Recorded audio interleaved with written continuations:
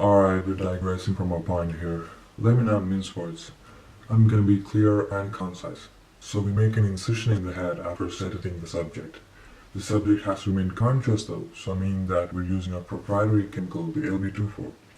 But at the same time, we CPR the subject at a constant rate. This ensures that the subject's heart does not stop functioning. But at the same time, the rest of the body is forced to remain dormant. The brain, however, is trying to dream. It enters REM, so brain activity peaks at this point. It is here that we need to intervene, otherwise there's a chance of the patient becoming brain dead. We have to thwart and counter the loss of blood from the skull, which is gushing out like water from a garden hose.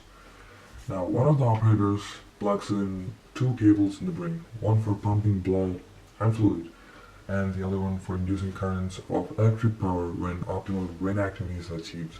Now, we take a scalpel and scrub a bit of the top part of the brain, just a bit till we get some flesh, because we want the immune system to go crazy, to go into panic mode and go all out, and all sorts of fluids start trickling down from this hole you dug up in the brain. You gotta keep your vision and focus in place in all this mess. This is the most tricky part, since we got ourselves a tiny window of opportunity. Too late and the subject dies. Too early and the subject dies. At the same time, since we are CPRing constantly, the neurotransmitters gamma aminobutyric acid, GABA, and glycine are no longer related and the subject's limbs start twitching, which if not controlled gain momentum and the twitching gets more and more violent, which has proved fatal in some cases. Not exactly fatal, but here's the interesting part.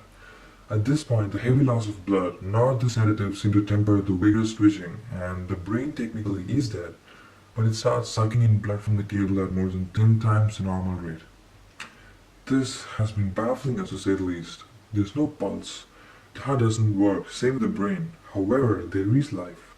I think that the brain reaches a state of higher level, a trance of sorts, if you may, which is not yet decodable. It does not crave anything except more blood, and the blood is being expended for reasons we can't yet decipher. The subject then stops shaking its body. However, when we untied the subject, when we untied it from the harness, there was an abrupt spike, and it continued twitching violently. It started twitching again, till death from loss of blood. We are curious to see how our study progresses.